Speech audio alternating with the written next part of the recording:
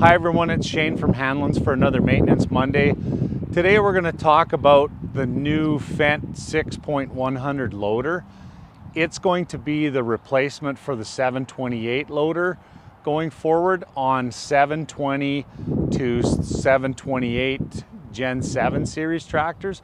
So we will able to have a factory installed loader on up to a 280 horsepower tractor now. We've got them parked side by side, so you'll be able to see a comparison of the two machines and the difference in the height on them. The 728 lifts just a little bit over 14 feet underneath the level bucket, and you can see that this 6.100 is more in that 15.5 to 15.75 foot range. So extra lift, extra lifting capacity, so it will match these bigger tractors. You'll be able to see from the pictures how the two tractors stack up side by side. So have a look at it. If you have any questions, give one of the sales guys a call. Hopefully that helps you out. Thanks for watching.